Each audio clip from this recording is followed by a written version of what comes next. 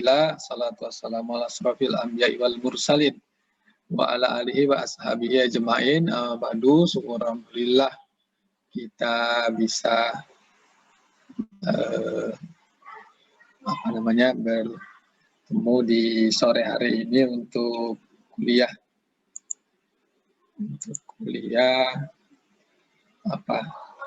perancangan proses.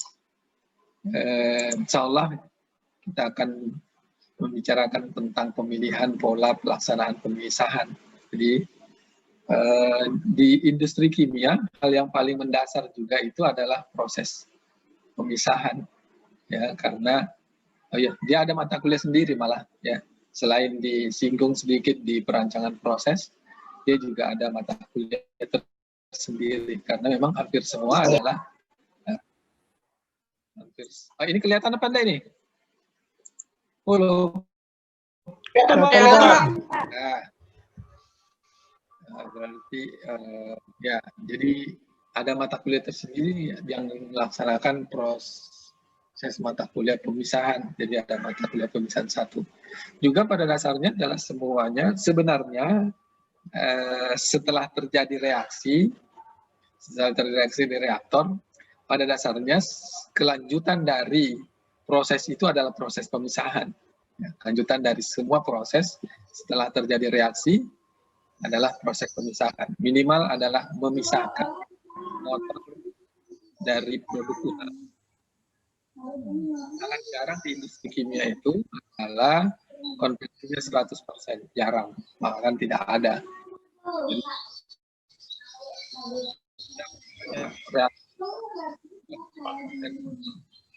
Produk utamanya enggak. Jadi selalu dalam industri pasti ada konversi, ada selektivitas yang kemarin kita pelajari, ada selektivitas, ada yield. Nah, ketiganya bahkan ada rendemen lagi namanya. Jadi, itu adalah bagian dari tingkat kesulitan dari memisahkan itu. Nah, oleh karenanya selain punya pola ya cara bagaimana memisahkan. Mungkin di perancangan alat kita berbicara bagaimana mendesain alatnya, tapi kalau di proses bagaimana mendesain prosesnya agar pelaksanaannya tepat, gitu. Jadi tidak semua proses pemisahan cocok untuk pemisahan yang satu dengan yang lainnya, tidak. Jadi ada tertentu pada tahap-tahapan proses pemisahan itu. Jadi begitu.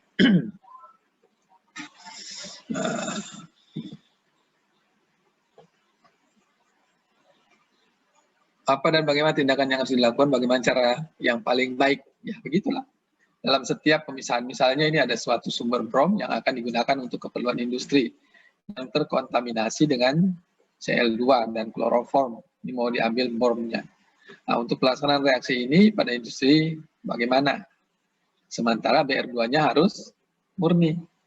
Nah, jadi tahapan-tahapan ini perlu kita lakukan agar semua proses berjalan dengan baik.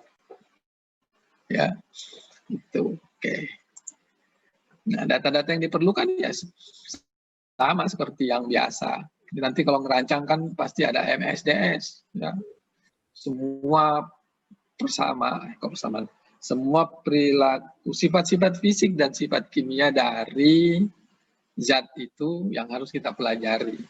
Kemarin kita yang kita jadi patokan utama itu ini titik leleh, keuapannya, ya, kemampuan dia menguap, kemudian kelarutannya dalam sebuah cairan, kemudian ukuran, densitas dan lain sebagainya. Nah, itu aja. Tapi yang pasti kalau misalnya dia cairan, ini 2 ini yang penting. Nah, 3 kelarutan juga. Nah, ini yang biasa kita pelajari. Contoh di tabel dari larutan bromin, klorin, kloroform, dan bromoform di BR2, Cl2, kemudian CHCl3 dan CHBr3. Nah, masing-masing berat molekul BR2 160, Cl2 71, kloroform 119, kemudian bromoformnya 252 berat. Ya, jadi sangat berat. Kemudian titik didihnya, nah yang paling ringan karena memang dia gas ya, 59 itu brom, kemudian klorin minus 34 derajat Celcius, kloroform 61, kemudian bromoformnya BR3-nya 150. Itu. Kelarutan di dalam BR2, Cl2, CaCl3, CHBr3, ether H2O. Ya, tinggal dilihat larut, dan seterusnya. Ini di apa namanya di tabel itu, tabel kelarutannya. Jadi lihat. Nah, dari tabel di atas lihat bahwa Cl2, Br2 dan kloroform saling melarutkan. Ya ini Cl2, Br2, kloroform ini semua saling melarutkan, mereka bertiga ini. Misalnya tidak bisa di atas dasar sifat kelarutan, cari yang lain karena saling melarut. Sehingga tiga komponen utama ini harus dicari lagi sifat yang lainnya.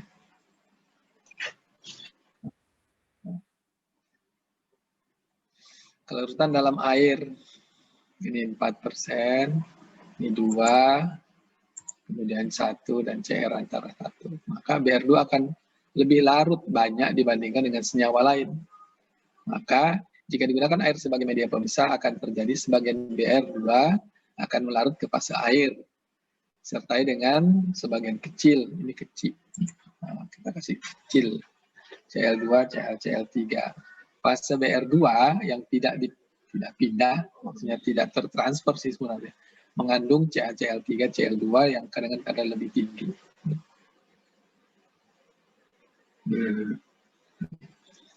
Nah, dengan demikian maka perbedaan kelarutan tidak bisa dipakai untuk memurnikan Br2, harus dicari perbedaan sifat yang lain, yaitu titik didih. Kelihatan sih sebenarnya dari awal ya. Nih, kalau ini kan saling melarutkan, sementara ini jedanya sedikit, ini juga sedikit, ini juga sedikit. Perbedaannya dalam industri ini kecil sekali, sehingga kemungkinannya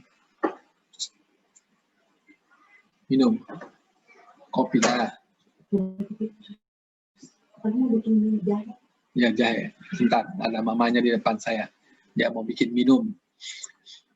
Biasanya kami ngopi-ngopi, tapi ini tidak jadi ngopi. Ini jahe-jahean katanya. Tapi panas gini, Mak. Masa minum jahe? Oke, kita lanjut. Mana sudah tadi tuh? Nah, ini dia. Nah, dengan demikian, maka perbedaan kelarutan tidak bisa dipakai untuk memurnikan Br2. Ini saling melarutkan, sifat kelarutan dengan airnya juga tidak bisa. Nah, sebenarnya kenapa sudah dari sini ya. Ini jauh-jauh. Kecuali bromin sama CaCl3. Kloroform. Ini dekat ya. 5961. Tetapi kan untuk brominnya sendiri nanti tinggal angkanya aja. Ya. Sudah kelihatan. Oke. Nah, mana dia? Nah, memanfaatkan perbedaan titik didih. Perbedaan titik didih yang cukup besar antara Cl2 dan Br2 dapat dimanfaatkan. Tapi beda titik didih antara Br2 dan CaCl3 sangat kecil, hampir sama. CaCl3 sukar dipisahkan dari Br3 dengan destilasi. Nah, CaCl3 dikonversi menjadi Cl2. Nah, itu reaksinya. Nah, tinggal begitu. Jadi, nah, untuk umpan prosesnya, ya sudah. Umpan, pemanasan hingga 250 derajat untuk reaksi bromin, pemanfaatan perbedaan titik didih, kemudian pemanfaatan perbedaan titik didih antara Br2 dan Cl2, dapat sisanya. Gitu. Dengan dasar perhitungannya 100, nanti ada di bawahnya. 2 kali, kayak gitu aja. Jadi sebenarnya tidak terlalu mudah, tapi tidak sulit. Yang penting kita harus tahu semuanya ini, ya semuanya. Makanya hal-hal awal yang harus kamu perhatikan biasanya kalau kita ngerancang di di tugas akhir ada MSDS-nya kan, semuanya sifat-sifat kimianya, sifat fisiknya, kemudian ada yang lain-lain, toksisitasnya atau apa, semua jelas semua di situ. Nanti kita tinggal ngelihat nanti di mana, di hasil-hasil dari setiap produk alatnya atau produk-produk dari hasil proses, kita tinggal lihat kalau dia memang seperti begini keadaannya, cari sampai hal terkecil untuk. Tetapi biasanya sudah dituntun kita, ya, sudah mudah karena sudah ada deskripsi proses dalam setiap perancangan atau perencanaan desain dari dari tugas akhir sudah ada. Jadi tinggal apa namanya, membandingkan proses-proses itu saja lagi. Dan kita juga dituntun proses pemisahannya, habis ini apa, habis ini apa.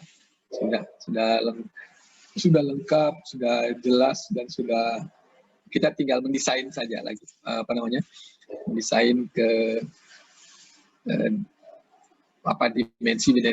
dimensi dari peralatan proses yang kita desain. Jadi tidak sulit, insya Allah.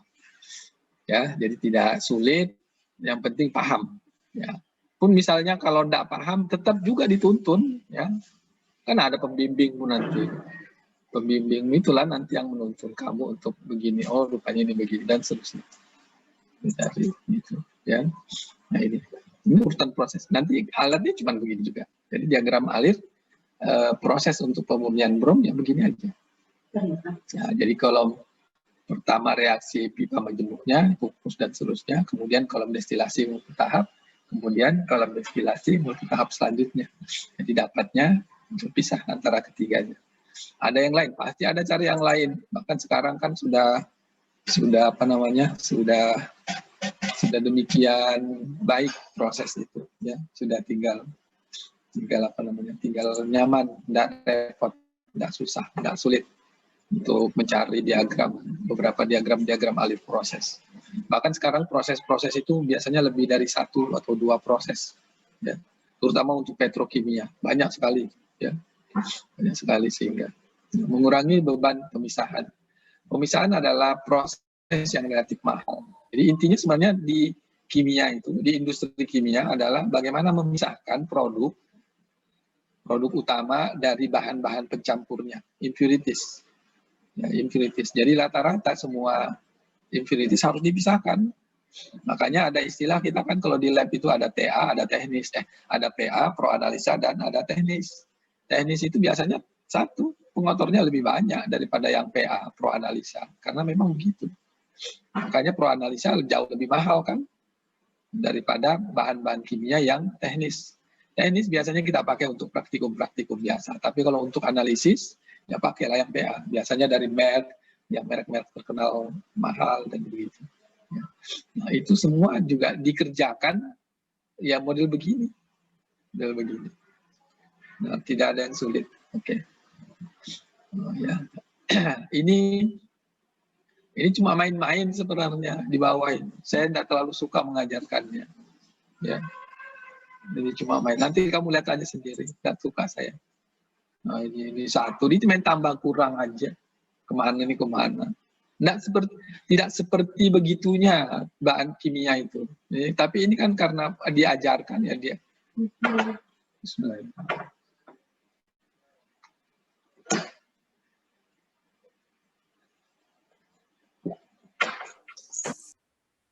Tapi karena ini pelajaran ya terpaksa ya diajarin ya. Contoh ya, bentar. Intinya satu, harus dipisahkan, dan ingat bahwa proses pemisahan dalam industri kimia itu di pabrik itu mahal.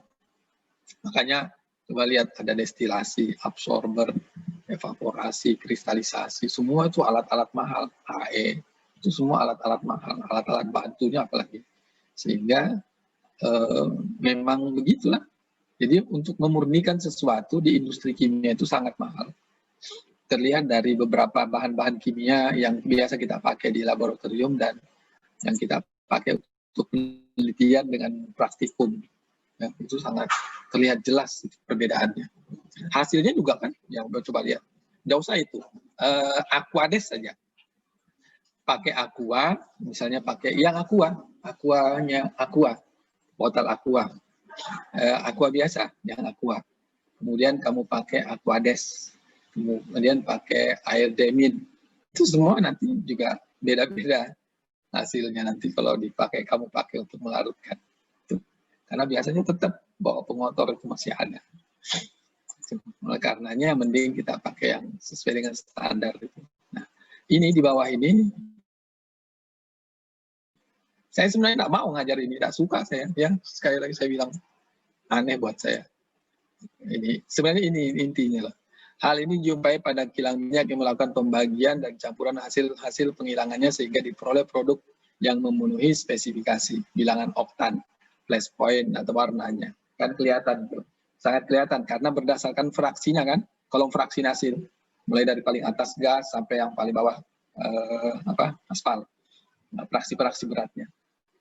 Kelihatan semua ya. Sehingga kalau secara urutan polanya kan kita tinggal ngasih panas aja sih sebenarnya. Ya, sebenarnya kan kandungannya minyak mentah itu memang sudah ada semua. Ada gas di dalamnya, ada minyak tanah, ada bensin, ada solar, ada apalagi ada aftur, ada aspal semua, ada lilin, ada apa semua hasil-hasil prosesnya itu. Nah, hanya saja kadang-kadang karena memang butuh, nah ini tingkat kemurnian. Sini ada enggak? Tingkat kemurnian. Pembagian campuran, oh ini. Nah, ini campurannya kadang-kadang di dalam campuran itu masih ada campuran yang bahan yang lain sehingga memang harus dipisahkan itu. Nah, ini sifat ya, sifatnya.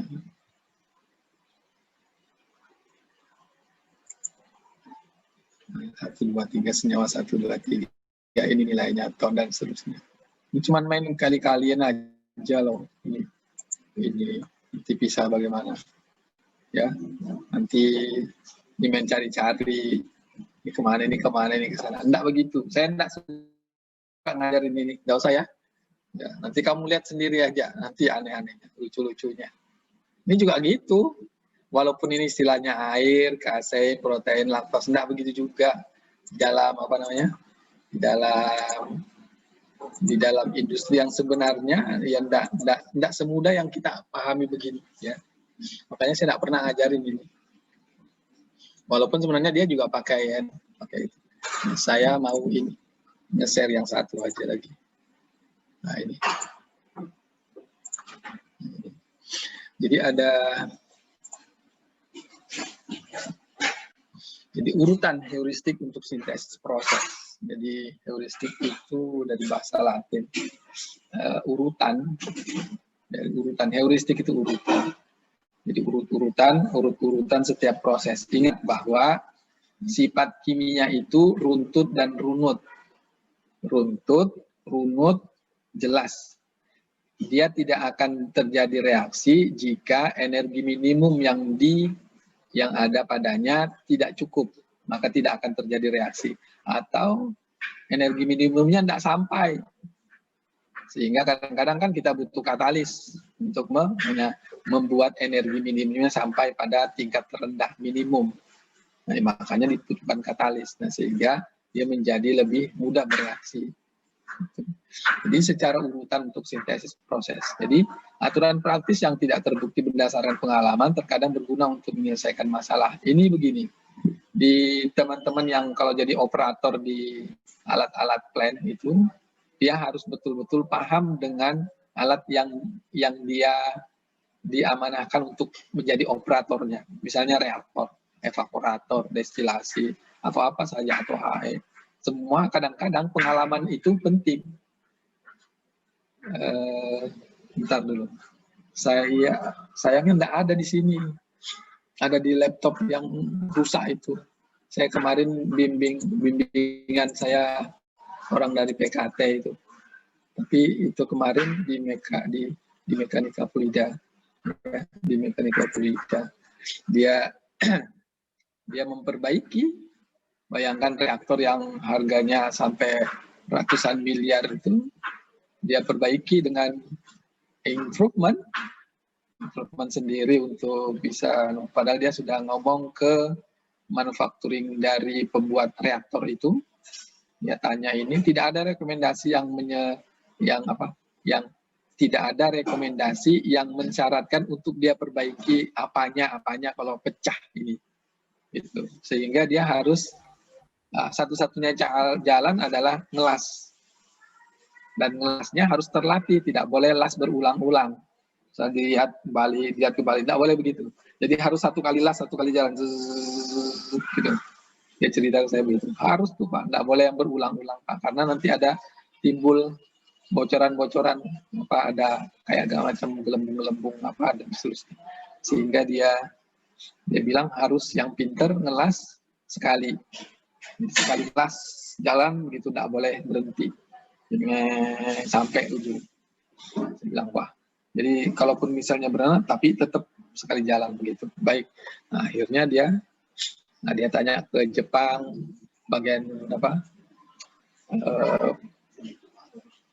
siapa sih nama di Jepang itu anunya. Saya lupa dia sebut nama. Kemarin waktu saya ajarkan saya sebut. Kemudian yang ke Jerman dia tanya juga. Dua negara itu pembuatnya, konsorsium berdua itu, tidak ada yang mensyaratkan untuk memperbaiki apa rekomendasinya. Tidak ada. Nah, akhirnya Pak Khairul itu, namanya Pak Khairul, ya sudah. Dia perbaiki sesuai dengan kemampuannya berimprovisasi. Yang penting ini jalan. Akhirnya dia bisa mengerjakan bahkan hampir sama dengan kualitas awalnya. Nah, kemudian setelah dia laporkan kembali ke dua perusahaan itu, dia ditanya, kok bisa, bagaimana caranya, kok bisa hasilnya seperti begini? Bisa, dia malah orang itu minta tolong. Dia bilang, jangan Pak, orang-orang culas kayak gitu jangan dikasihan. Yang penting pasti kalau dia bilang, saya bilang, kalau Pak, kalau dia mau berani Bapak nawar, ya wani piro gitu Pak, kalau mau. Jadi jangan cuma manggil-manggil, habis itu ngajarin, jangan. Harus wani piro, karena juga mereka. Nah, hampir semua peralatan industri kimia kita, itu semua assemblingnya dari, manufakturnya dari luar negeri. Apalagi PKT, itu Amerika, Jerman, ya begitu-begitu. Jadi semua ASTM, ya.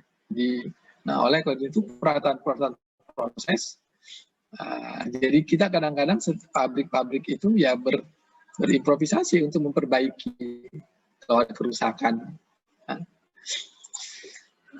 Mengerti pentingnya pemilihan alur reaksi yang tidak melibatkan bahan kimia beracun, berbahaya, dan bila itu tidak dapat dihindari, bagaimana mengurangi kehadiran bahan-bahan tersebut dengan cara mengurangi waktu tinggal bahan-bahan tersebut di dalam proses dan menghindari waktu penyimpanan yang lama. Ya. Ini maksudnya loh, bahan-bahan kimia yang beracun ini yang harus, B3 ini yang harus hilang. Bahan kimia beracun dan berbahaya. Jadi jangan sampai terlalu lama kita simpan. Ya, jangan. Kalau perlu tidak boleh memang sih. Karena reaksinya kasihan. Nanti buat orang yang terpapar. Mending hilangkan. Tapi kalau tidak ada cara lain ya terpaksa. Oh, saya pernah cerita ya, ada dosen saya dulu di kimia, dosen kimia di saya S2, meninggal gara-gara dia penelitiannya tentang bahan kimia beracun berbahaya itu, yang karsinogenik. Di akhir dari, dia sudah selesai, tinggal wisuda. Nggak jadi di wisuda jadinya, karena yang pulang cuma tinggal nama sama ijazahnya saja. Dia sudah selesai. Sebenarnya sudah dikasih tahu sama teman-teman dosen dosen saya itu di Unhas di Makassar sana untuk jangan pakai itu. Tapi dia karena memang dia mau, ya sudahlah. Akhirnya dia terpapar. Ibu-ibu lagi, sian. Nah, kemudian yang kedua, mampu mendistribusikan bahan kimia dalam diagram alir proses, menghitung jumlah inert yang ada. Nih, ya. Sekali lagi, inert. Inert ini kelihatannya memang tidak mengganggu, tapi akumulasinya, ya. Kita kasih kuning aja. akumulasi dari inert itu yang mengganggu, makanya dibuang. Nah, makanya di purging nih, aliran purge. Jadi sehingga terus kita paham, ya, untuk memperoleh selektivitas tinggi terhadap produk yang diinginkan. Inert memang dia inert, tidak bereaksi, tetapi terakumulasi di dalam peralatan tidak baik, karena dia akan mengurangi volume dari secara keseluruhan volume reaksi yang ada. Oleh karena itu kita buang. Biasanya dengan tekanan tertentu dia akan keluar sendiri. Gitu. Ketiga, mampu menggunakan urutan yang benar pada saat pemilihan proses pemisahan untuk memisahkan campuran cairan uap atau muat cairan dan semuanya. Yang penting dipisah. Intinya cuma satu, bikin produk yang murni. Entah kemurniannya berapa yang disyaratkan, gitu. Mampu mendistribusikan bahan kimia dengan menggunakan reaktan berlebih, pengenceran dengan inert dan aliran dingin untuk menghilangkan panas akibat reaksi eksotermis. Biasanya di jaket kalau reaktor, kemudian pengenceran dengan inert, tetapi inertnya tetap nanti dibuang lagi, ya. Inilah kembali lagi ke atas, yang di atas ini selalu begitu, nanti kembali. Jadi selalu dibuang. Yang penting itu ini loh.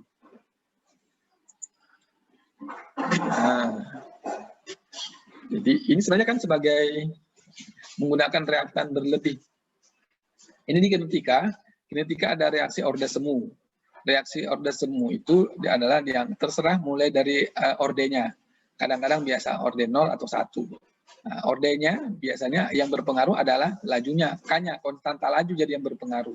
Karena konstanta laju yang berpengaruh berarti harus ada salah satu reaktan yang kita anggap sebagai pendorong untuk, karena nanti dia reaksinya kan agar reaksinya tidak bolak-balik. Kalau dia seimbang kan bisa bolak-balik. Nah, sementara kita harus melebihkan satu reaktan A atau B terserah. Tapi biasanya yang jumlahnya bisa direcycle kembali, bisa dipakai kembali, gitu. Nah, makanya dianggap yang lebih mudah untuk dipisahkan. Kalau misalnya kayak kasus kemarin kita bikin biodiesel itu loh. Nah, yang saya suruh kamu reaksi berlebih, reaktan berlebih, alkoholnya berlebih, kamu tidak bikin berlebih. Jadi saya tungguin sampai kenapa ini, sampai sekarang tuh masih ada di bengkok kanunya, apa namanya itu, botol-botolnya itu. Sudah dibilangin harus berlebih, biar bagaimana dia tetap harus punya perilaku mendorong. Ini kan sebagai driving force, ya, karena konsentrasinya berlebih. Kalau reaktannya berlebih berarti dia kan konsentrasinya berlebih. Konsentrasi berlebih itulah yang dianggap sebagai pendorong untuk terjadinya reaksi tekanan. Gitu. Untuk yang satu ini itu aja penjelasan. Kelima, memahami keuntungan pemompahan cairan lebih baik daripada mengkompresi uap. Iya, uap itu besar karena penanganannya satu, benar kita lebih ringan karena uap, tetapi tekanannya besar. Ya, kalau cairan memang masanya bebannya besar, tetapi penanganannya lebih mudah. Nah, makanya orang lebih suka pakai ini daripada kompresor. Dan kompresor kita bekerja dalam tekanan itu lebih sulit daripada dengan cairan yang lebih mudah. Gitu. Itu di dalam industri sudah lazim. Ini kan gitu. Nah, heuristik pertama. Jadi kesemua ini pemahaman awal ya, konsep awalnya begini. Yang 5 ini, semuanya digitukan. Nah, ini pemahaman awal harus kita pahami dulu. Baru kita masuk ke heuristik 1. Pemilihan bahan baku, contoh. Pemilihan bahan baku dari reaksi untuk mencegah, mengurangi, menangani, atau menyimpan bahan beracun dan berbahaya. Pilih bahan baku yang tidak berbahaya. Jangan sampai cari yang berbahaya. Masih banyak bahan-bahan kimia yang tidak berbahaya. Daripada ujung-ujungnya adalah celaka, mending tidak usah. Gitu ya. Dosen saya itu orang Sian, siapa? Orang Tator, ya, pintar ibu itu, ya. Mana si Anmi, si Britney. Britney ini kamu orang apa ya?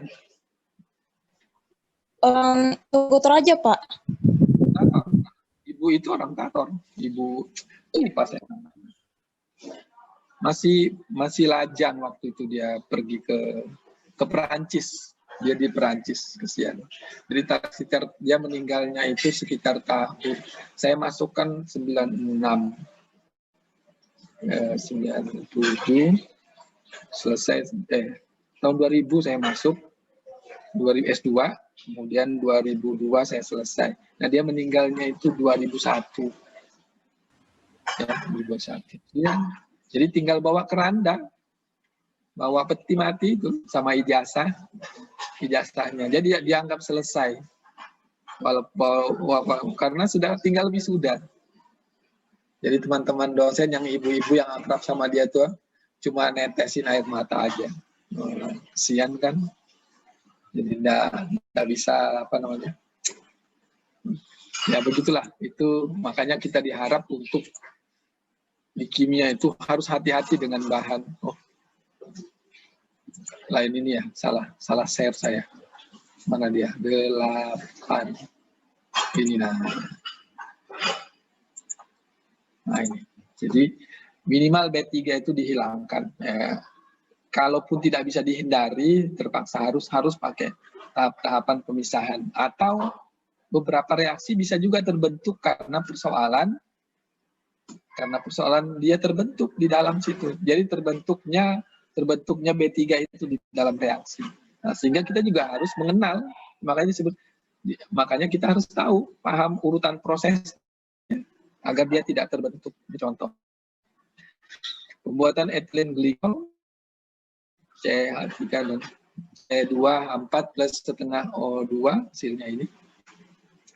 Kemudian, nah ini ada tahapan yang agak berbahaya di sini. Nah ini dia. Nah, reaksi R1 dan R3.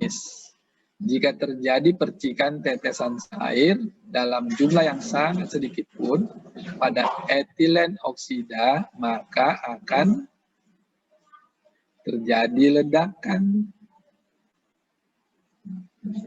Ngeri kalau nih, jadi makanya berbahaya.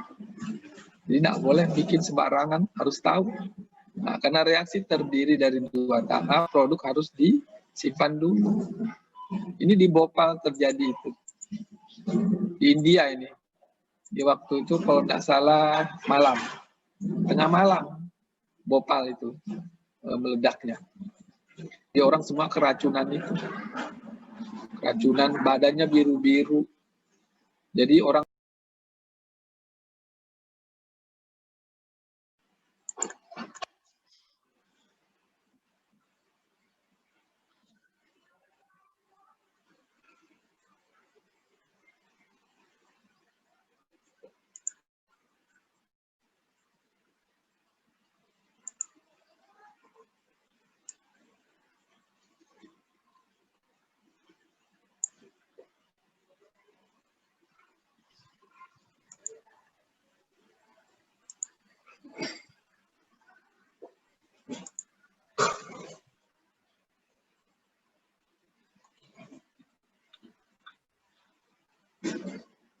Loh, kedengaran nggak?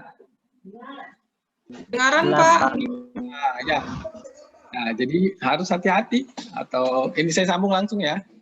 Nah, jika terjadi percikan tetes air sedikit saja, itu sudah akan terjadi ledakan ethylene glikol. Makanya bikin ini harus hati-hati. Nah, karena reaksi terdiri 2, maka produk antara harus disimpan. Nah, alternatif reaksi untuk pembuatan ethylene glikol, cari alternatif yang lebih aman, menggunakan klor dan soda kaustik untuk mencegah terjadinya produk antara. Kemudian ini RCl. Nah, seterusnya alternatif 2, jika terbentuk etilen oksida, reaksikan dengan CO2 agar terbentuk etilen karbonat yang tidak begitu aktif. Etilen karbonat ini jika dihidrolisis akan berubah menjadi dan glikol. Nah, jadi O2-nya ini hilang. Tadi kan harus direaksikan O2 kan. Nah, jadi gitu. Jadi lebih aman, cari reaksi-reaksi yang lebih aman. Tapi nanti juga kamu sudah digampangin kok, tinggal ada deskripsi proses ya. Biasanya kalau di deskripsi proses itu sudah dibuatkan beberapa alternatif yang memang aman. Jadi ada rambu-rambunya, bahkan ada K3-nya. Jadi jadi semua pabrik yang dianggap tidak aman sekarang itu sudah dianggap mungkin tidak dipakai lagi ya. Kemudian distribusi senyawa kimia, gunakan salah satu reaktan berlebih untuk melengkapi reaksi yang dua tadi ya, ini lewat. Nah, ini. Jadi harus cari untuk hal-hal yang berlebihnya. Pengalaman distribusi senyawa kimia, jika dikehendaki produk murni maka hilangkan senyawa inert sebelum reaksi. Kalau tidak bisa ya terpaksa, nanti setelah reaksi baru dibuang. Gitu. Hal ini dilakukan jika proses pemisahannya mudah atau jika katalis bisa terganggu oleh inert.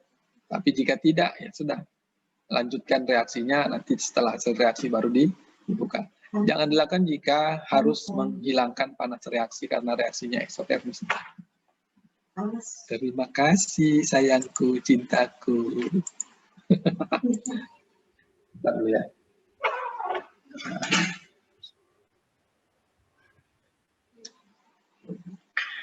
Nyaman. Oke. Nah, untuk hal ini jangan dilakukan ini jika memang panas reaksi karena reaksinya eksotermis. Tapi kalau tidak bisa juga ya, untuk yang di atas ini terpaksa. Jadi lanjutkan nanti dipisahnya setelah reaksi.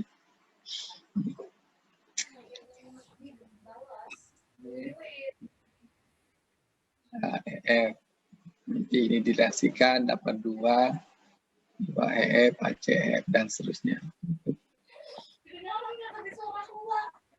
Dibuang sebelum reaksi atau tidak. Jadi ini ya. Jadi karena nanti dia nih ya dibuang atau enggak. Kalau mau dibuang ya dibuang lah. Tapi yang penting itu yang harus dilakukan adalah kalau dia dianggap mengganggu maka buang. Dan kalau lebih murah buang. Tapi kalau misalnya nanti setelah prosesnya lebih mudah dan lebih murah, ya nanti aja setelah prosesnya. Gitu. Intinya juga satu, cari kemudahan, yang kedua cari kemurahan. Karena peralatan proses pemisahan itu mahal kan? Nah, cari alternatif termudah dan murahnya. Kalau murah dia lebih mudah di depan kita lakukan pemisahan, maka lakukan pemisahan secepatnya. Makanya ada istilah di kita itu ada pre-treatment sebelum, jadi dikarakterisasi dulu bahan-bahannya, kemudian tingkat pengotornya berapa, dihitung, dianalisis, dibuang di pre-treatment untuk menghilangkan inertnya. Tapi kalau dia tidak bisa dan lebih mudah untuk setelah reaksi, ya sudah, lanjutkan aja dulu, nanti baru dibuang secara biasa, seperti itu. Nah ini. Pilihannya adalah yang proses pemisahannya lebih mudah. Ya. Kalau memang dia lebih mudah setelah reaksi, ambil setelah reaksi. Kalau lebih mudah, ambil. Jadi yang mana sebelum atau sesudah itu tergantung dari satu, proses pemisahannya, mudahkah atau lebih murah di antara keduanya, sebelum atau sesudah. Itu aja yang belum. Tapi jika, nah ini kembali ke atas, jangan dilakukan jika harus menghilangkan panas reaksi karena reaksinya eksotermis. Jangan. Untuk inert yang misalnya memang dibutuhkan untuk hal ini, maka jangan dilakukan. Jadi lakukan setelahnya. Itu maksudnya. Ya. 4. Mengadakan aliran pembuangan purging untuk membuang zat yang akan mengganggu. Zat tersebut berasal dari, nah ini dia. Tadi inert misalnya kalau memang dia mau dibuang setelahnya, ya inilah sistemnya. Jadi di forging, jadi dengan tekanan tertentu kalau dia kalau dia aliran, saya ini di dapur lagi kuliahnya. Mamanya itu lewat-lewat di depan saya. Aliran yang dibuang. Jadi tergantung dari hal-hal itu. Hasil samping dari reaksi utama dan ini yang intinya cuma satu rupanya ya. Memisahkan. Jadi makanya pelajari betul-betul itu alat-alat pemisahan. Jadi pemisahan 1, 2 harus betul-betul Om pahami. Karena itu intinya pemisahan ada di situ semua.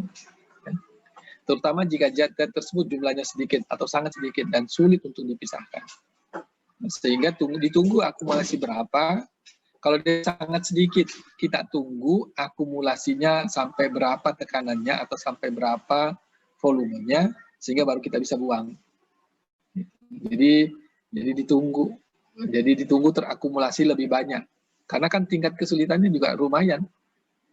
Kayak di saran di atas tadi itu mudah, prosesnya, dan murah. Nah, kalau di depan mahal, jangan dilakukan, mending di belakang. Nah, ini dia. Nah, kemudian yang kelima adalah distribusi senyawa kimia. Jangan membuang senyawa yang berharga, yang beracun atau berbahaya, meskipun jumlah konsentrasinya kecil. Nah, jadi kimia, kalau memang dia, kalau memang dia berharga, jangan dibuang. Dia masih punya nilai. Makanya kadang-kadang kalau kamu teman-teman yang sudah selesai itu ada yang biasa begitu kan, ada produk samping yang punya nilai. Itu kadang-kadang dia dianggap sebagai pemasukan untuk perhitungan. Kadang-kadang kan untuk membeli apa. Nah, sehingga bisa menjadi lebih murah desain pabriknya, gitu, BEP-nya. Yang penting membantu untuk proses. Gitu. Bahan bakar, bahan udara berlebih, kombuster, CO, dan catalytic converter, ya pastilah ini ada CO2-nya. Karena ini kan direaksikan. Gitu. Cari yang ada, yang berharga. Kalau memang dia berharga, ambil. Bisa punya nilai jual. Kan banyak orang yang butuh CO2. Ini biasanya sekarang dibikin es krim. O2 untuk melas, E2 juga untuk melas. Gitu. Jadi jangan sekarang kalau dulu banyak CO2 yang dibuang percuma, di forging, kayak Pertamina Nibonya Balikpapan itu di forging CO2. Hasilnya yang obor yang sampai sekarang nggak pernah berhenti gitu. CO2-nya, forgingnya. Nah, mending sekarang dibikin es kering, itu untuk biasanya perusahaan hatchery, pengawetan pendinginan, biasanya di tempat di es kering untuk bahan makanan udang kayak gitu, hatchery, pengalengan ikan atau pengalengan udang. Yang penting produk-produk makanan dari perikanan dipakai itu banyak. Nah, kemudian kita sampai 4:30 aja ya. Tinggal 2 menit. Distribusi senyawa kimia sama. Produk samping yang dihasilkan karena reaksi yang reversibel dan jumlahnya sedikit, biasanya tidak diambil lagi dengan alat pemisah atau dibuang. Pada kondisi ini biasanya dilakukan pendaur ulang. Nah, jadi pakai daur ulang. Nah, karena tapi sekali lagi, kembali ke yang tadi di atas ini. Nah, kalau dia inert, dibuang. Kalau dia berharga, kembali kita sini. Kalau dia berharga, ambil. Biar sedikit tetap diambil, tapi kalau dia tidak berharga, ya dibuang. Itu, kembali itu aja. Meskipun jumlahnya sangat sedikit kecil, ada senyawa kimia yang produksi reaksi samping. Ambil aja, jangan dibuang. Ya, karena kalau dia masih punya nilai, biasanya nanti kan kalau diakumulasikan banyak. Jika reaksinya reversibel, maka jumlah kecil tersebut dibuang dengan aliran pembuangan forging. Karena kalau tidak dibuang, maka jika proses berjalan secara kontinu, senyawa tersebut akan menumpuk. Ini terakumulasi di dalam proses dan akan mengganggu proses karena reversibel. Kalau dia tidak, misalnya cuma jadi jadi produk saja, enggak apa-apa sih. Ya, gitu. Jika reaksinya reversibel, untuk mencapai keseimbangan yang baik dilakukan proses daur ulang produk tanpa melakukan pembuangan. Gitu. Perlakuan ini disebut sebagai daur ulang, recycle extinction. Sama yang kemarin yang tugas yang alat 1, 2, 3 dan yang kemarin tugas 2 itu hampir semua yang kita lakukan adalah ini ceritanya. Jadi selanjutnya di bawah adalah sama-sama semua, tidak terlalu sama saja reaksi-reaksinya apanya semua. Itu. Oke, sudah 4:30. Nah, halo, ini ke pertemuan keberapa nih?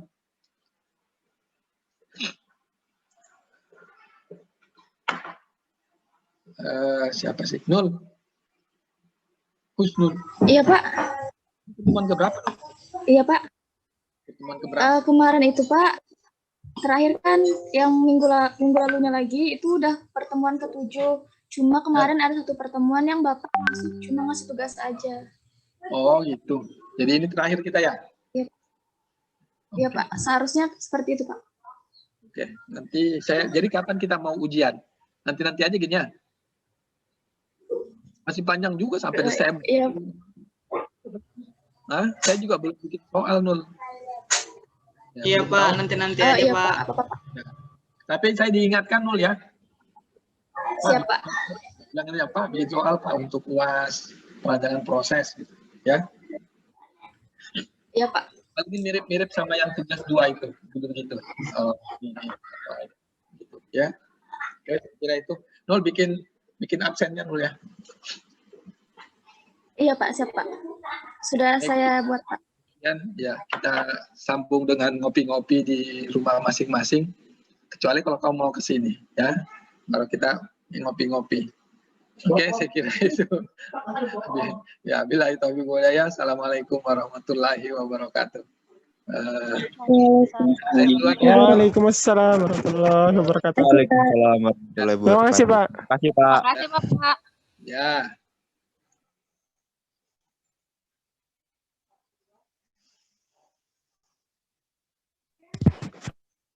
Ayo ke rumah Pak Gar. SSK.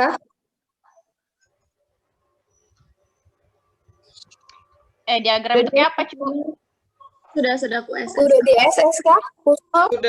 Sudah sayang, sudah. Prof. Ajarin. Siapa yang paham diagramnya? Ayo nanti malam kita Zoom belajar bikin diagram. Ayo. Coba tanya Peri, saya tanya Peri. Iya, dia dicontohkan kemarin. Ada bapaknya ngejelasin di video terakhir. Sudah buat. Terakhir itu loh. Peri sini. Jelaskan, Dia kan pelaku sih. Dia garis Jelaskan, sama Per. kayak gitu. Buka aja di silabus Peri. Bapaknya ada ngejelasin. Yang diagram garis itu bukannya yang ada positif negatif itu enggak sih? Positif negatif itu diagram garis. Iya, itu Terus diagram blok itu yang ada kayak ada alurnya gitu kan? Ada alurnya panah-panah, iya, tidak gitu ya. Ya. Soalnya di situ tulisan bapaknya itu sama kayak yang soal nomor 1. Diagram buat penyelesaian kode etik itu loh. Kasus. Terus yang nomor 2 itu maksudnya penyelesaian dari kasusnya kah atau penyelesaian Kapan kita UAS? Nanti aja kata bapaknya. Prof dulu kok diurusi UAS itu nanti yang di depan mata dulu ini. Kalau yang nomor 2, Prof, ya kamu buat deskripsi. Terus kamu jelasin penyelesaiannya gimana. Udah. Udah. Nyaman sekali Anda ngomong. Oh, memang kayak gitu kok soalnya. Tapi aku belum bikin sih. Kayak mana tadi? Bapaknya. Deskripsi kan. Terus penyelesaian yang sesuai kasusnya kan. Misalkan contoh dia ada yang mengganti rugi gitu kah? Kurang lebih kayak yang pertama. Halo.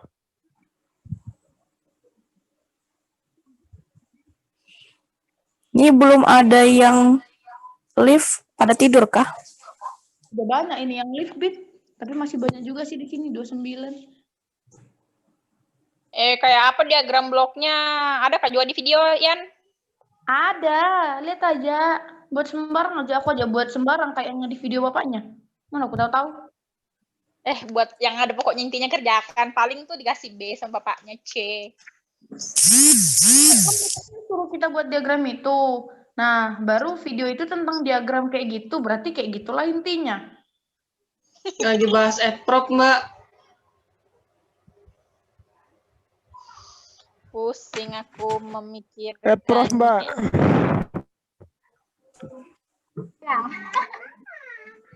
Kapan kita ulangan? Nanti aja katanya bapaknya. Nanti bulan 11 kita praktikum loh. Bulan 11. Bulan 12. Bulan 12 Natal. Bulan 12 tuh libur kampret. Tolong aja jangan ambil liburku. Iya kah? Paul bangun Paul. Paul bangun. Paul, bangun Paul. Paul. Aku habis mabar. Lepan aja lu tuh. Adit. Paul. Bangun Adit. Woi. Adit bangun Adit. Paul nge-game. Ayo. Paul nge-game ya? Paul nge-game. Mana Peri masuk. Diam kau. Pak Yudi masuk Paul, kapan? bangun. Apa, oi? Ributnya kalian. Woi, diam, dah ada obat. Woi, kerja ada 3 profesi, spesial nyontek. Woi, Pak Yudi itu masuk bulan berapa, Aku Cu? mengandalkan kalian tahun ya. depan. Tahun depan. Woi Adit bangun Tahun Dit. depan kita Paul.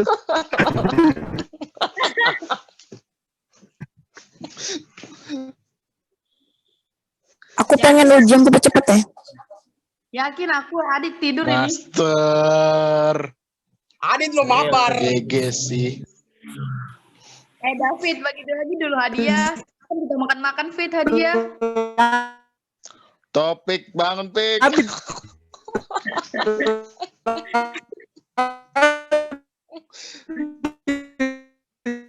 Iya topiknya tidur. Apa sih Lutfi ini nggak dengeran, Lutfi? Ujian cepet-cepet. Ngomong apa kamu nak? Halo. Ada Imam. Halo. Hai Mam, apa kabar? Sudah sembuh kah? Baik. Perhatiin calon istri. Dit di grup aja jangan di sini banyak orang. Cukup Pak Kahar yang bikin keuuan, kalian jangan. Nah, betul itu. Topik bangun Topik. Adit. Ferry sudah keluar kan dia? Oh. Topik lo tadi ada di grup. Ya tidur ini topik yakin aku. Kalau nggak ngerjain adprof yakin sih. GG sih. GG. Yuk, kalau udah bagi-bagi ya buat aku tahun depan. GG sih. Berat sih bahasa Inggrisnya. Betul mau pulang. Master.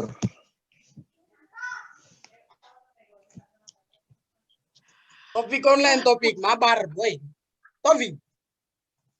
Tidur itu, Pok. Jangan diganggu. Gue lagi Topik minggu. bangun, Pik.